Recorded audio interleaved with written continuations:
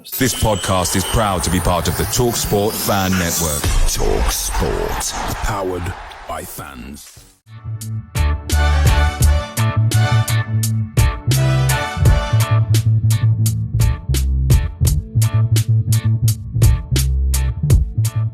Hello and welcome to another edition of the Away End.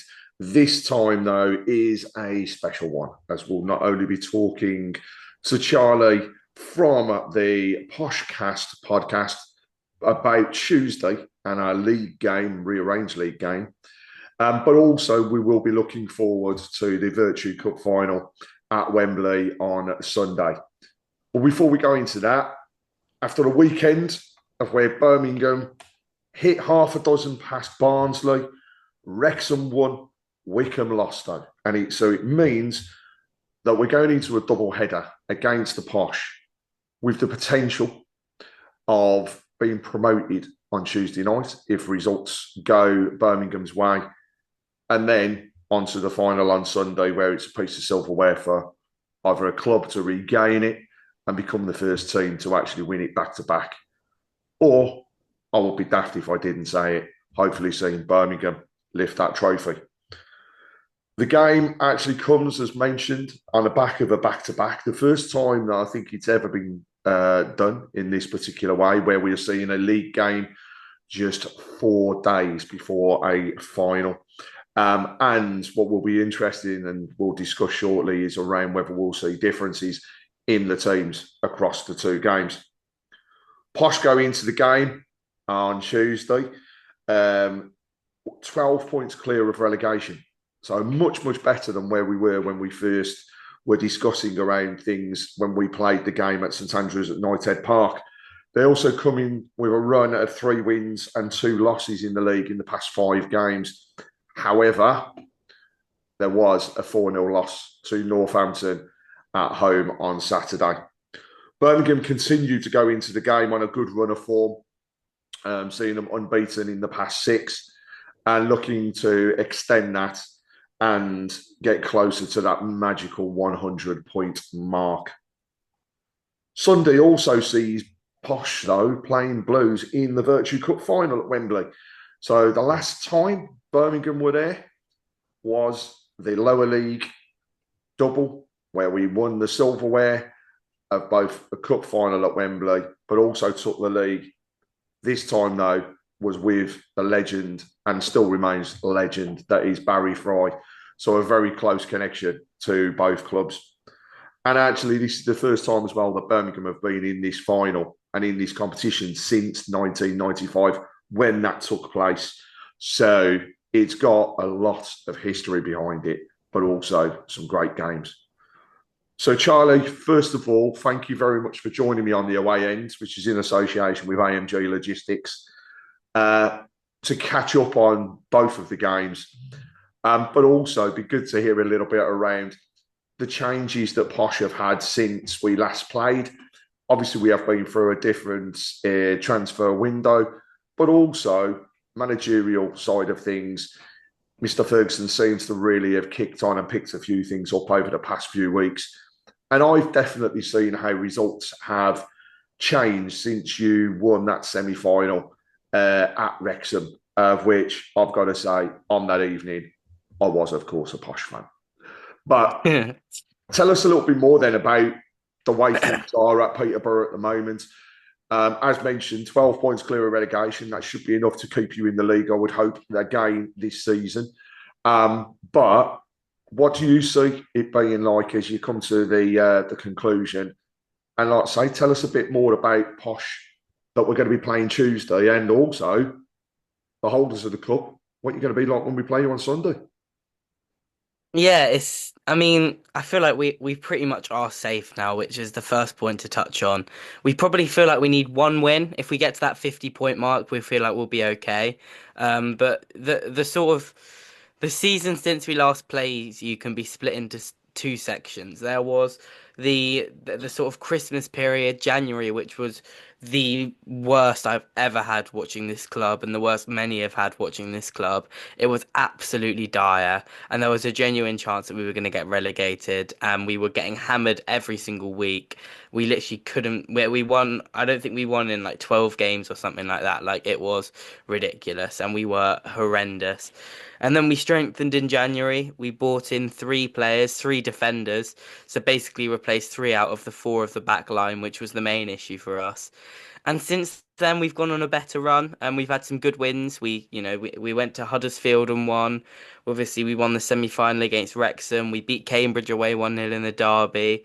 We hammered Charlton, drew with Wickham. We've been doing you some favours along the way as Rude. well. And yeah, we've been better. But we're still nowhere near perfect, as can be seen from yesterday when we were beat 4-0 by Northampton Town at home, which is, considering it's not our biggest derby. We see that to be Cambridge, but considering it is a game of some importance to the fans, we were absolutely abysmal and, thrown in amongst all the actually pretty encouraging stuff recently. It was probably the worst performance of the season.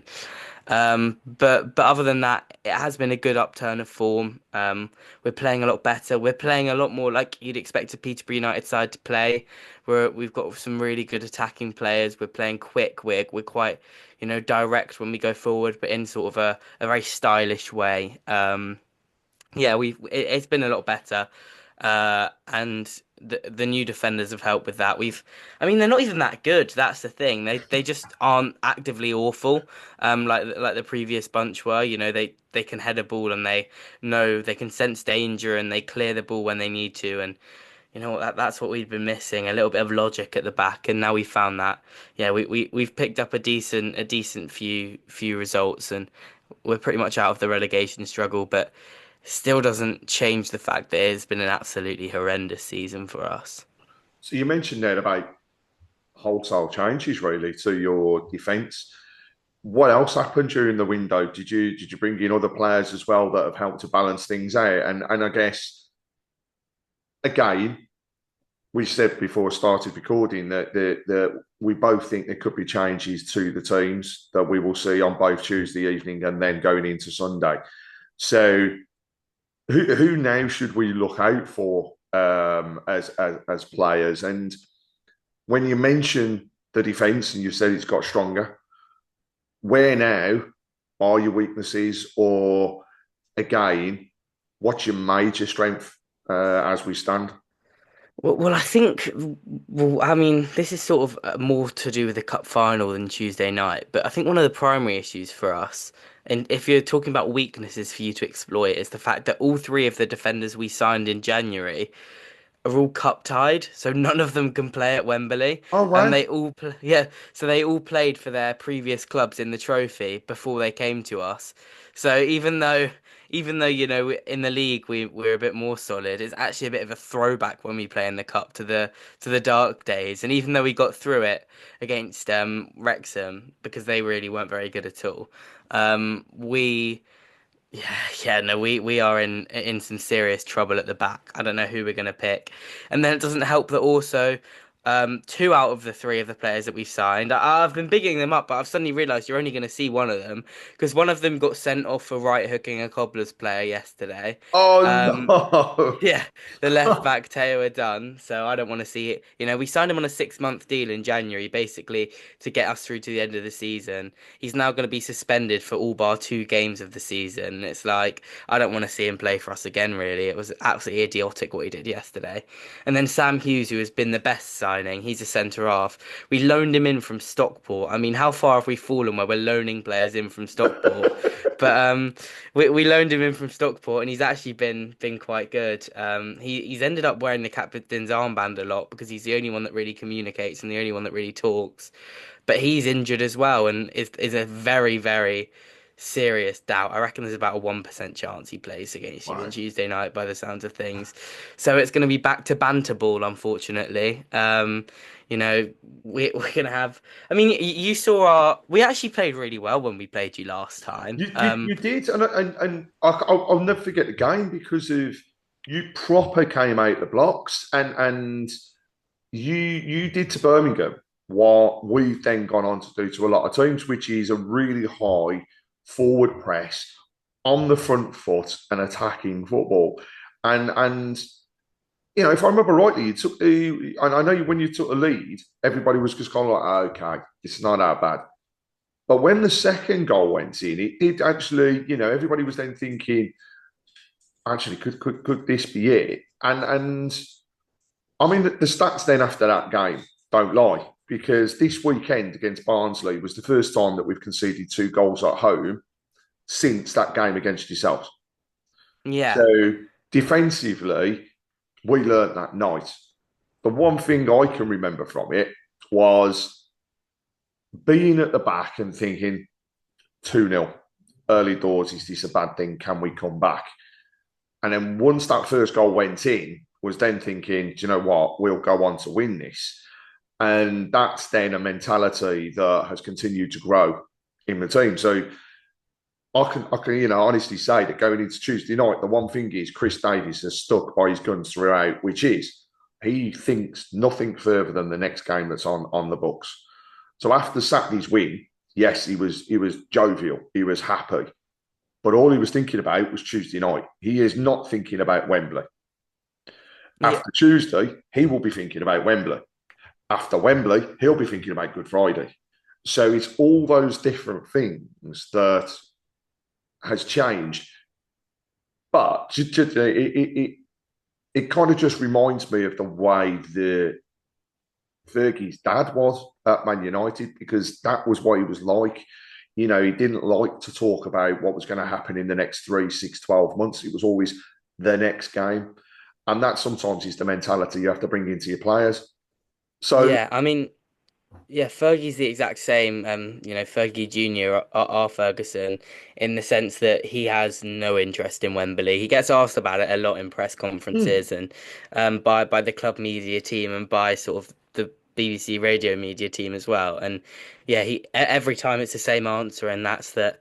He felt like this was a big week for us this week, but he actually felt like Wembley, out of the 3 games, was the smallest of the 3 in terms of like the one he wanted to win. yeah. Because he feels like securing our position in the league is obviously much more important. And we lost to Cobblers, so it puts a lot of pressure on Tuesday night now. Um, but yeah, he's a very much a next game manager as well, and I think all good managers are. I don't think thinking too far into the future and sort of skipping games in your head is ever a good idea. Um, no games in this division really take care of themselves, no matter how good you are. Even if you Oh, are, Birmingham City level, you still need to plan properly for every game. And yeah, no, I thought, I really did think that when we played you away, we were maybe going to spring a bit of a shock. I mean, I didn't think it before the game, but when we got to 2-0, I was thinking, hang on, can we show something here? yeah, no, no, And no, it was. the one thing that, yeah, I always knew you'd score against us because we were just going to, but I actually did think we'd get another goal. But yeah, I mean, I'm just hoping. Is it Peacock Farrell? I'm hoping he's playing again because Oh, he well, absolutely it he was. absolutely gifted us one. He Um, gifted them, and I will say he was out the team. He came back in a couple of weeks ago um, because of injury, and he gifted the team goals again in that particular game. However, it's amazing how quickly the injuries get, well, so the injuries get changed, but they are coming back from injury a lot quicker. And now, yeah, Peacock Farrell will be, barring there being some sort of drastic problem, will be nowhere near those goalposts on Monday. Ryan Alsop will be in there, and at the end of the day, he wants to get as many clean sheets as he possibly can, and you can see his frustration. The weekend, we leaked 2 really silly goals, and he was so frustrated. Yes, we scored 6, but we leaked 2 silly goals, and he doesn't like it. And that's been the case with quite a few goals recently. We always seem to let one in, and we want to get back to that blank, scoreline. It's got to be like that, and there is a difference in the team when Allsop's in there as well. The defence seem more at ease. The partnership of Clara and Davis at the moment is just phenomenal. I mean, Davis scored again the weekend, even though Alfie May ran away as though he'd scored, but actually, it's a Davis goal. Um, you're the two left and right backs. They are just bombing on. Laird and Cochrane have just been absolutely superb. Laird, just wish he'd whip a ball in a little bit quicker, because when he does beat a player, if he gets that ball in, he is capable of whipping in a fantastic ball and putting even more pressure onto the opposition defence. But we did see an injury the weekend with Williamson.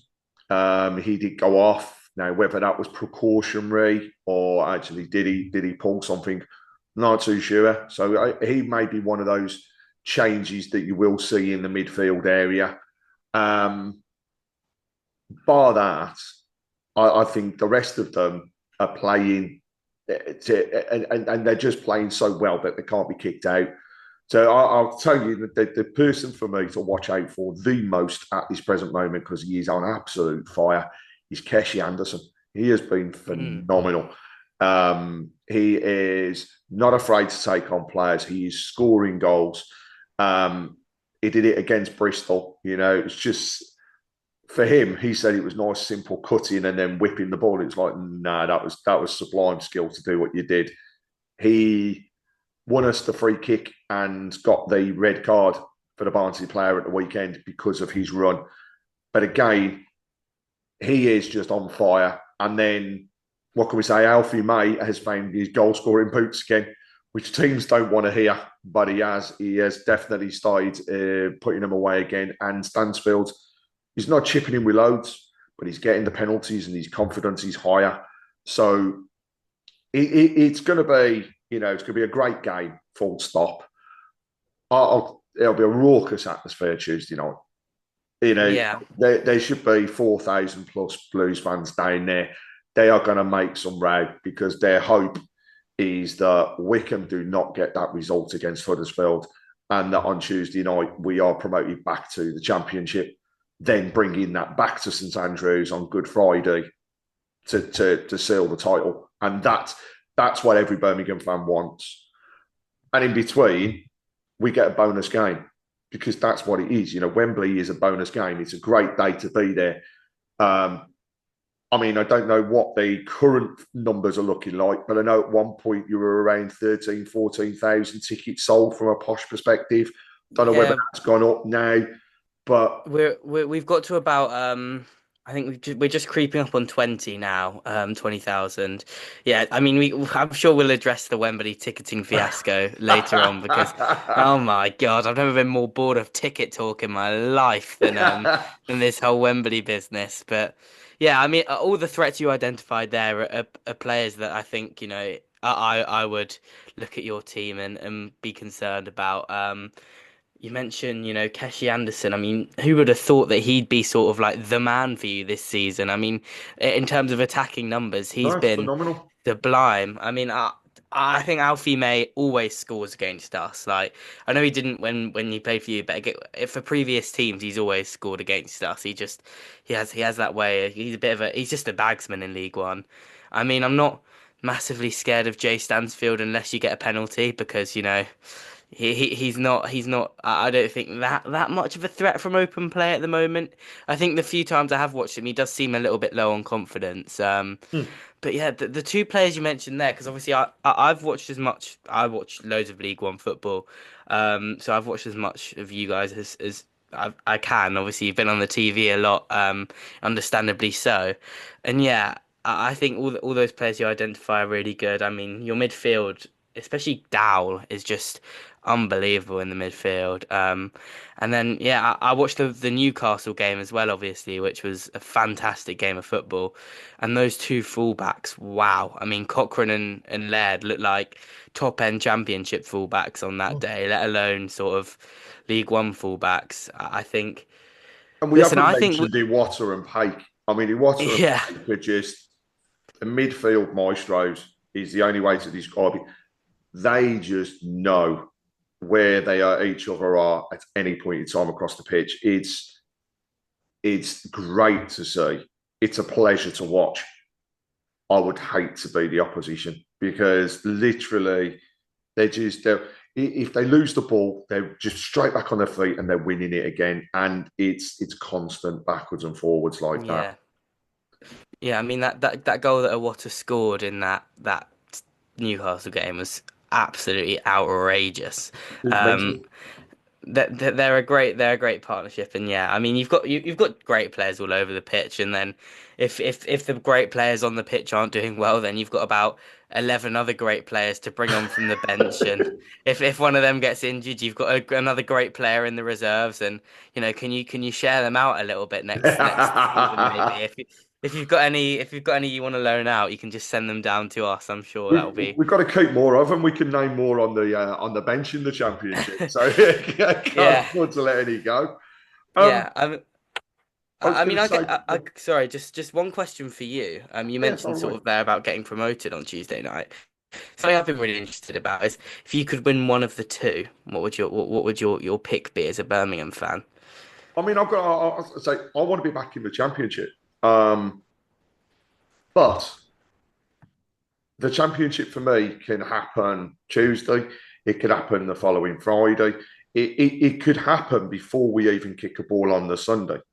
So at the end of the day, if it was a case of winning them, then yes, I want to win. I want to win at Wembley, but I do want to win Tuesday night. But I'd take a draw because I think it just keeps the momentum going.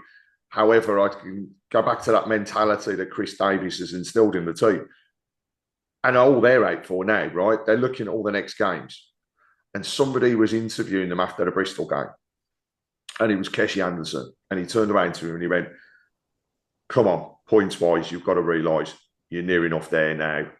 Wickham have lost tonight. This is the situation," and everybody he's like, "Yeah, okay, that's great."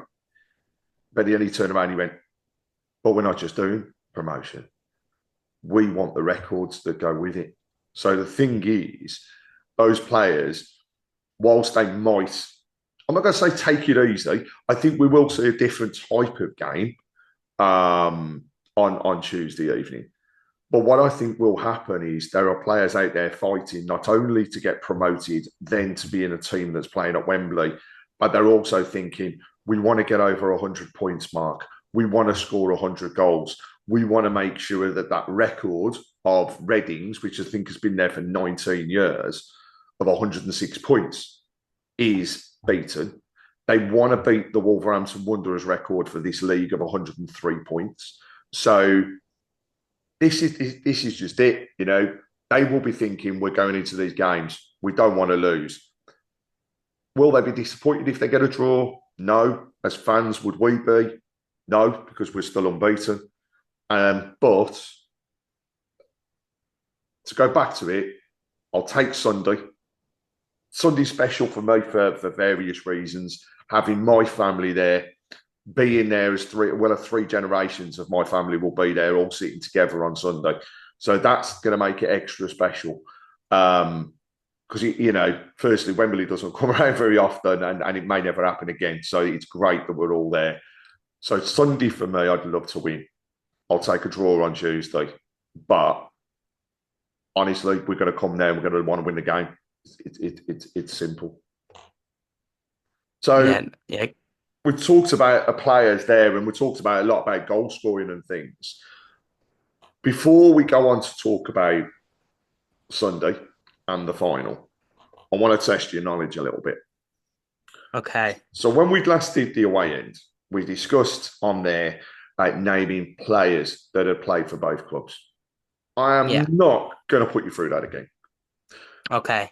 This time, I want to see if you can name the top 5 goal scorers in the games between Birmingham and Posh over the years. To help you out, I can tell you that 3 of the players are from Birmingham. And one of those players is still a squad player at the club at the moment. The remaining 2 both are Posh players And as an added piece of information, both of them are centre forwards. Um, so 5 players, top goal scorers between the games over the years. I mean, I guess I'll go for. So he's still got a squad player that's still at the club. It's got to be Djukovic, surely. It's, you know, I was really surprised. Juki isn't there. Really? Yeah. Really, you would have thought. I mean, I'm trying to think about what were the periods in sort of history where we would have where we played you the most. I'm trying that's what I'm trying to picture in my mind, and I'm trying to remember who you actually have still in your squad that has played for you for a long enough time, because it feels like a lot of your players are quite, Well, the one you that's know, in now has been on loan with us. He is a permanent player now, permanent signing. He was centre midfield. He's been playing centre half, if that helps was at a all. centre midfielder has been playing centre half, Yeah, he's not in the squad. converted. Not in the squad at all at the moment. Through injury actually, and as a little added piece of information, he is the club captain. Club captain. Who is your club captain?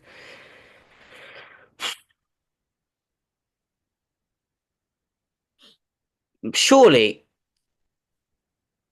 how old are we talking with this guy?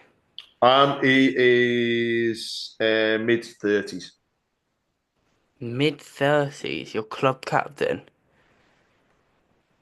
Put you out your misery Because if you want me to. I thought your club captain was Bielik, to be honest. It So, is. It is Bielik, and that is the player. It is Christian Bielik. He's scored. He's only scored the one, but he has scored. So he is one of the Birmingham okay. players So that's there.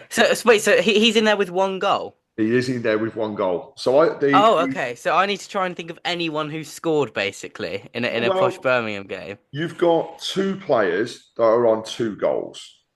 The other 2 that you haven't named are both on one. Okay, okay. So we've got two players on two goals. So I'm trying to remember who scored for us when we played you in the championship. It was Sariki Dembele scored. I know that, but I don't think he'll be on there. I think he's only He's scored not. once against you. Um, and no, he didn't score when you played us in pre-season, did he? No. No. Who else scored for us that day? Oh, did we have a penalty? Is Clark Harris on there? Clark Harris is your highest goal scorer against Yeah, Birmingham. He he's has he scored scored 2, twice against you in the championship. Yeah, yeah. indeed. And Um, your other one actually only has scored 1 goal because the other person scoring 2 is a Birmingham player, but he is a centre forward as well. okay. Well, I can name loads of posh players that have scored a goal against Birmingham, but who's the one?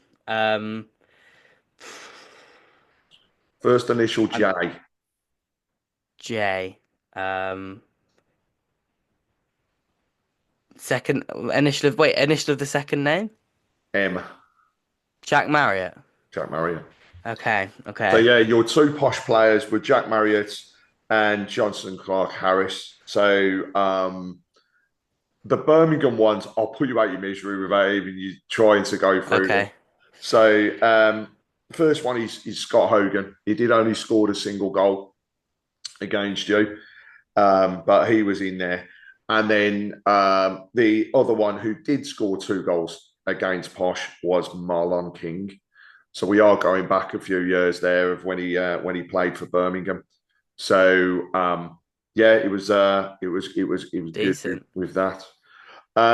So what I want to do before we go on to Wembley is I want to get your prediction for Tuesday evening. What does your head say and what does your heart say? So I predicted so we do a prediction segment on Up the Poshcast, and I predicted a 1-1 draw. I can't work out whether that's the head or the heart speaking. Um, because I think there is a bit of logic to it in the sense that I think there's a lot more pressure on you than us in the game, Yep. on your players than us. And I know pressure makes diamonds, but you guys, it's a potential chance at promotion, and surely. I mean, I know a lot of stuff has come to you quite like it's been a very good season in the sense that stuff has come to you quite not easily, but it's all gone very smoothly. But surely there's going to be a hiccup at some point. So I think. I'll go for both head and heart. I'll go 1-1. And my prediction, which was a bit of an extra thing, was that you'd score really early on. Sort of like I think I said the 7th minute, you'd score super early, and then you just wouldn't be able to capitalize. And then in the 92nd minute, Manny Fernandez, who's our massive centre half, who scored against you last time, is going to score from a set piece, and it'll be 1-1 last minute equaliser. That was my prediction. Well, I'll tell you what, I might just have to have a look at the bookies for that one. My because what you say there about starting fast and then not capitalising. That's a lot of what's happened with some of the Birmingham away games where we have ended up with draws. So I do go with that. I think for me, we're coming there to win the game, and it will be tough. You've got a really good home record.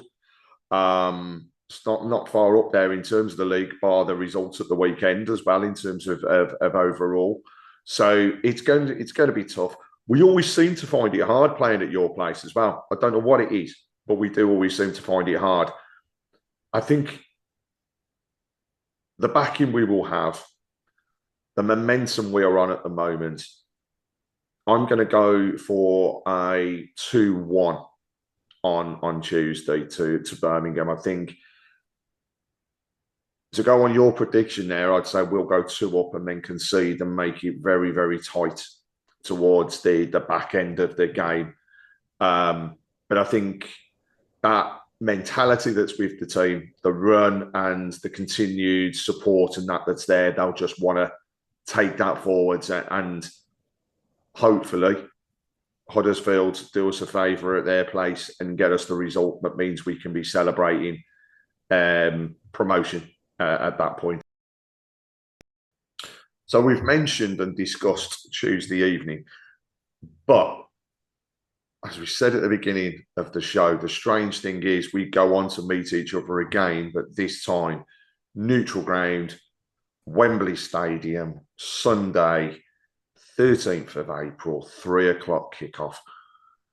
First time Birmingham have been to Wembley since 2011 when we last won what was the Carling Cup there against Arsenal at the time. This time, playing your good selves who were there and won it this time last season. So, Charlie, tell us a little bit what to expect from the Posh on Sunday, and also as fans, what are you looking forward to as the day, and most importantly, what you hope to take away from it, apart from a loser's medal? I mean, so first of all, I think it's important to talk about the thing with Wembley is the game doesn't matter that much. Like we will either win or lose, and realistically, it's a day out for the fans. Like last year, we won. It was one of the worst games of football I've ever watched against an absolutely horrific Wickham side that just played hoofball the entire time. We scored it with two of the scrappiest goals you'll see. One of them was a deflected effort from the edge of the box, and then one of them was a cross that just looped over the goalkeeper's head and went in. Both late on, absolute scenes. It's a day for the fans, Wembley, and a day for the players, but not a day for the players where they have to, you know, be tactically amazing and stuff. It's Yeah. a day for the players to enjoy, and their families will be there, and they're playing at the national team stadium, and I think that's something that is always important to think about with Wembley. That said, if we're looking at it from a footballing perspective, I think Wembley will suit us quite well in terms of how we play this season. The bigger the pitch in terms of our players, the better. Wembley's a big pitch. and obviously our players are rapid, and that's one thing that we will have over you is pace. I know you've not got slow players by any stretch of the imagination, but our like Ricky J Jones, for example, up front is absolutely rapid, and the more sort of space he has to show that, the better. Yeah. So from a footballing perspective, I give us more of a chance actually on Sunday than we do on Tuesday night because of the sort of the pitch dimensions. In terms of what to expect from the day, there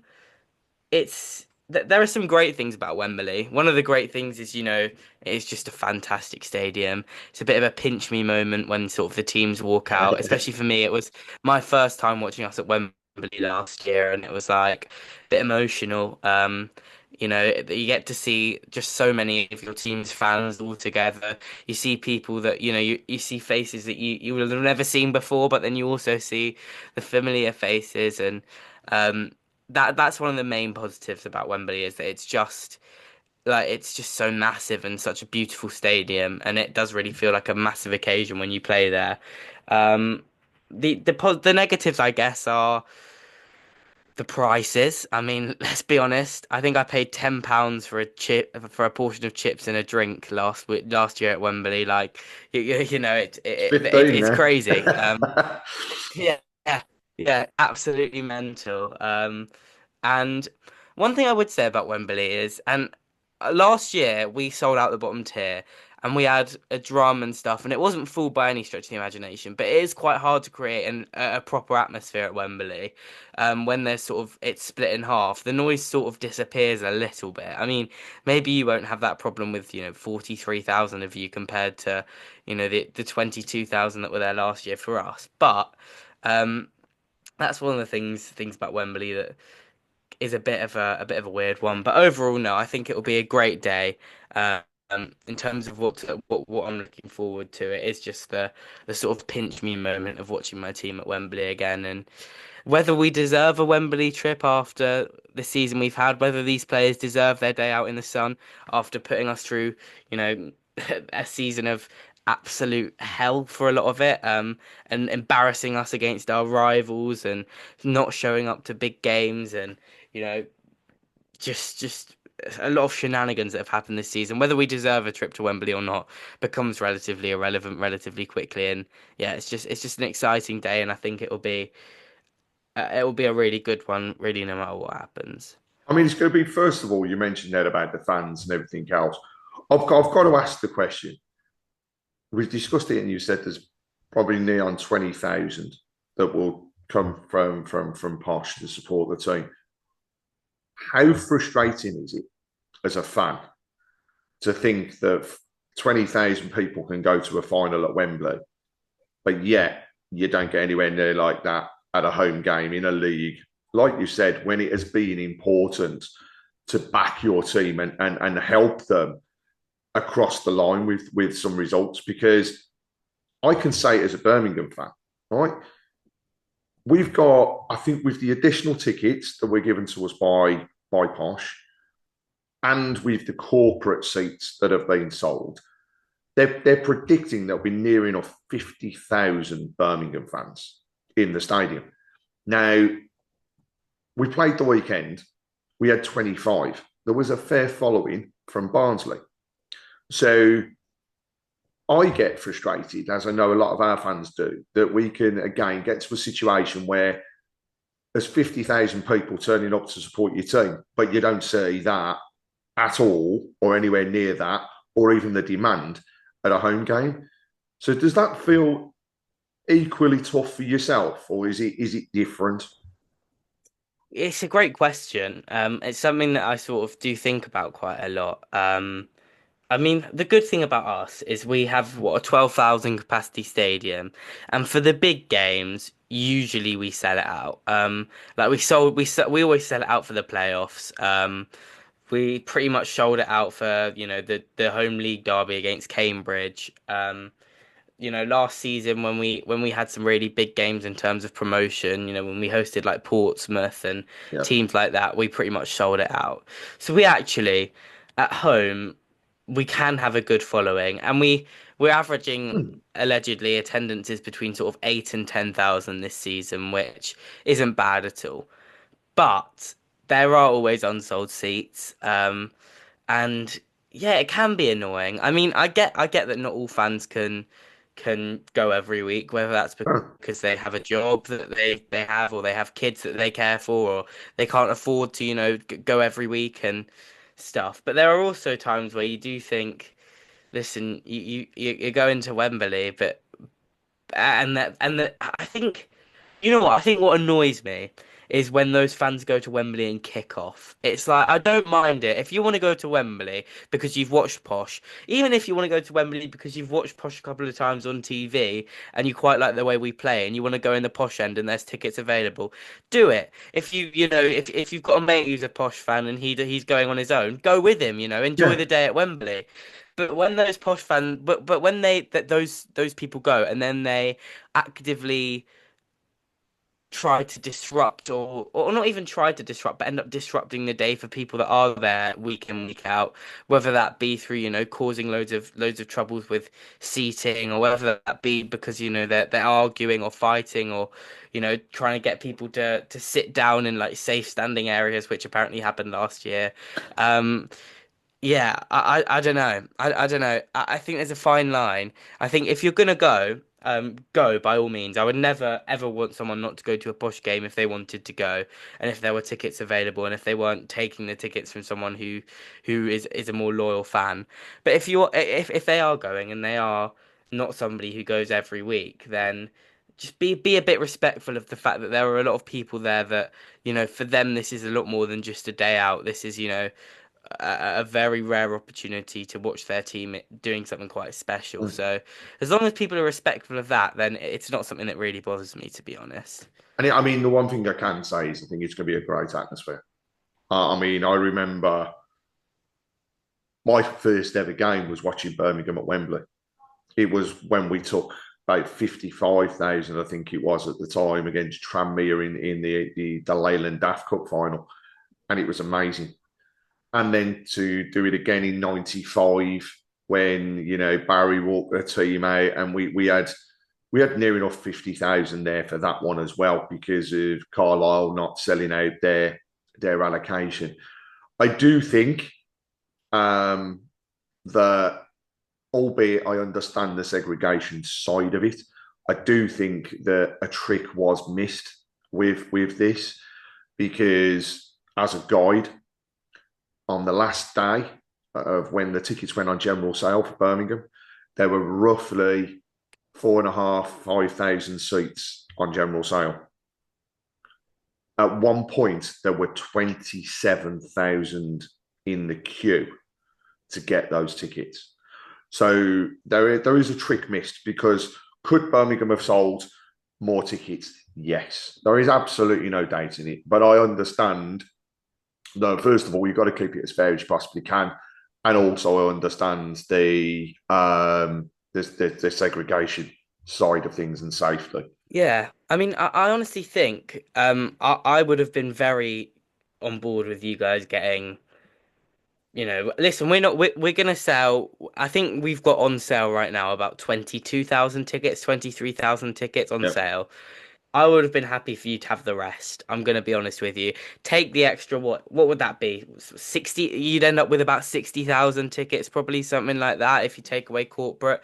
Have them. I honestly could not care less. First of all, because I actually don't think having Birmingham fans in the top tier would massively make your atmosphere much better. I think No, it gets to a point where they're far away from the pitch. They're not like right on top of the players. It gets to the point where it's like, you're not gonna have much of an impact on the game up there. So no. it doesn't feel like it's disadvantaging us from an atmosphere perspective. It feels, I mean, this is something that we had a long debate about on our podcast. It feels like, from my perspective, one, you're not going to have much of an impact on the game. Two, it would be a great spectacle to see Wembley absolutely full. There's going to be loads of red seats on Sunday, and it's like, why? We Yeah. don't need that. Three, why are we not? What an extra 10,000, 15,000 Blues fans is a lot of money to the club. Why are we not snapping up the opportunity to get a bit of extra money in? And then, I don't know, we could like subsidize coach travel for our fans as a result or something like that. Your chairman said it. he was out public when he turned around and he said, I do not care if there are 50, 55,000, 60,000 Birmingham fans in the stadium and there's only 25 of our lot. He said, because we have a 50-50 split of the takings. So on that basis, the extra seats and stuff that have been sold, it makes no difference whatsoever to Birmingham. Yeah. It's going across the board. So actually, we're helping Peterborough. And I mean, I have seen the stories of Birmingham fans trying to get tickets in the Peterborough end. I Yeah, really see do that. hope that is not the case. Do I wholeheartedly, hand on heart, think there are going to be no Birmingham fans in the Peterborough end? No, because Oh, there'll be everybody at some point will hundreds. have a way to do it. The difference will be for me, and I really hope they stick to this, and that is if you are found to be in that area and you are not supporting that particular team, that you get taken out and you do not get moved. You are in the wrong area. These people are just there. They want to see the game, fair enough, but they haven't got the tickets legitimately. So, as far as I'm concerned, if there are Birmingham fans in the posh end, number one, don't be so silly. And number two, if they're kicked out, they deserve it. Yeah, So, I think this is the thing for me as well.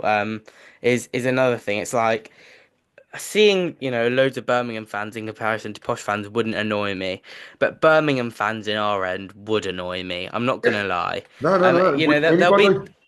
I'm sure there'll be Birmingham fans listening to this now, and there'll be a couple that have got tickets in the posh end. And the only thing I'd say to those people is, if there's gonna be, I reckon there'll be a couple of hundred Birmingham fans in our end, if I'm being honest. First of all, show some class. If you're in our end, you don't have to go crazy and throw yourself over rows of seats celebrating our goals, but don't celebrate Birmingham goals. Don't try and kick off with our fans. If you're in our end, be respectful and sit on your hands. And the second thing is, if you are in our end, and you start getting abusive with posh fans, it's while there's going to be a couple of hundred, I just don't want it kicking off. I don't want to No, I have to agree. watch you end up watching the crowd, not the game, and stewards come up into the stands and end up blocking the views. And if you're going to get kicked out because you're a Birmingham fan, let yourself get kicked out. And don't try and kick off with posh fans. Don't, because I think a lot of the Birmingham fans as well will be in sort of like the more family areas of the ground, because sort of the ones where the sort of the hardcore will be the safe standing and stuff sold out in terms of like when we were on priority points. So Yeah, yeah, I yeah. doubt any Blues fans would have got tickets then. So they'll be in family areas of the ground, and just please behave yourselves. We don't. Honestly, the overwhelming majority of posh fans don't see why we've not given you more tickets. We feel like it's a massive missed trick, and we want Wembley to be as full as possible. But yeah, Birmingham fans in our end, if they were celebrating Birmingham goals and it was kicking off, that would really put a negative spin Indeed. on the day for Negative me. spin on the competition and the game. And hey, at the end of the day, Birmingham are actually sponsored by Virtue. So the last thing they want is for Yeah. a game where this happens. But fingers crossed that doesn't occur anyhow. So, right, we've discussed the teams. We both believe there will be changes. You've already mentioned, in fact, that there will be changes within the posh team due to those players being cup tied. So, come Sunday, 4:30 or 4:45. What's the result going to be? Um. I haven't actually had to predict this yet, but I do. I just think we're gonna win. I really do. I think we're gonna. I think it's gonna be 3-1. To Posh. I think we'll go 2-0 up. You'll score one back sort of in like the 80th minute, and then be proper pushing, and you leave yourself a little bit open at the back, and we'll sort of get another one late to seal the deal. I don't know. I just have a feeling it will be such a posh thing to do to after this horrible season end up winning a cup and coming out of it with more silverware than we have for most of the seasons gone. So Yeah, I think, and also we do get on well with this trophy. We won it last year. That's right. Um, we seem to be, our players are quite good at cup football, actually. They don't seem to be, we beat Wrexham on penalties at Wrexham, which is quite a high pressure situation. They don't seem to be really fazed by stuff like that. It's more like the derby games and the sort of games that mean a lot to the fans in terms of rivalry that they can't show up for. But for these cup games, they're actually okay. So I think, yeah, I think we'll get the win, and I think, Barry Fry will either way will have a big smile on his face, but I think he'll have that extra little smile that Posh have won. And I think it's if I'm not mistaken, it's Barry's big birthday in and around this time as well, isn't he? Is he 80, I believe?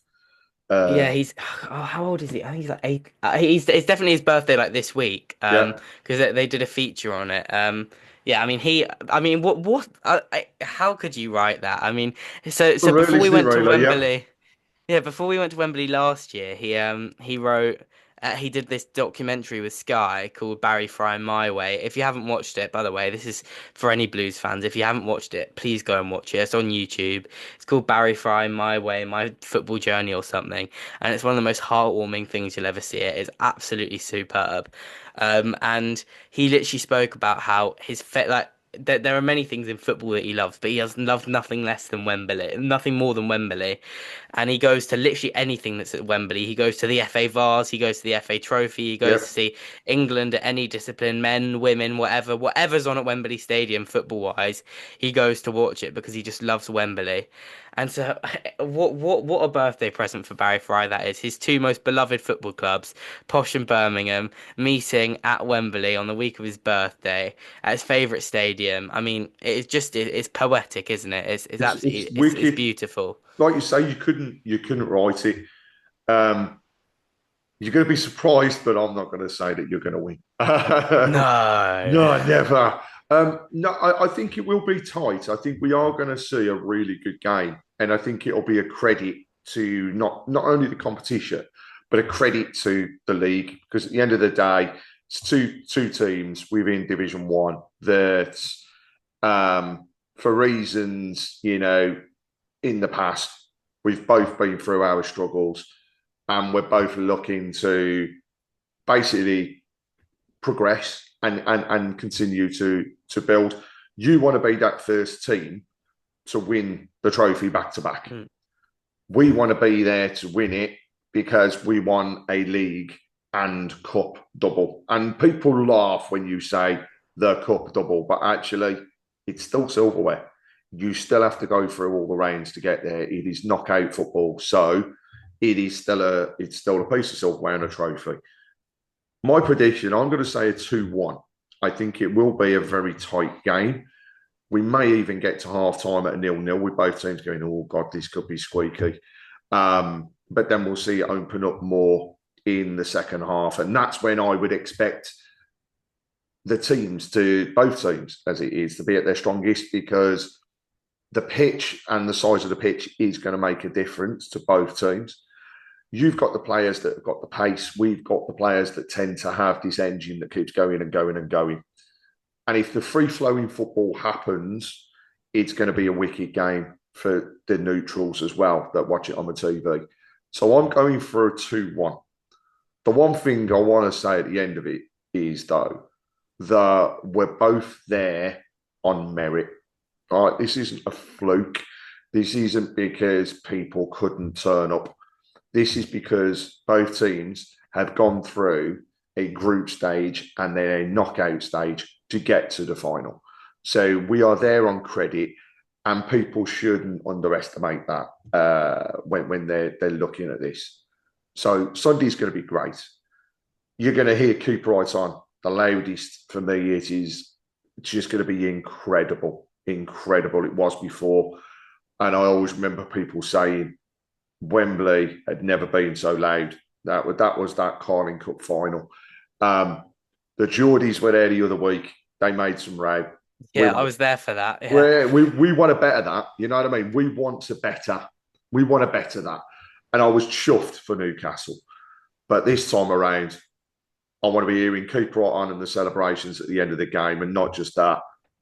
I know that Bazza, being Bazza, will sing keep right on with the fans, because that's what he is all about. He is just Mr. Football. So bring on Sunday. It's going to be a great day.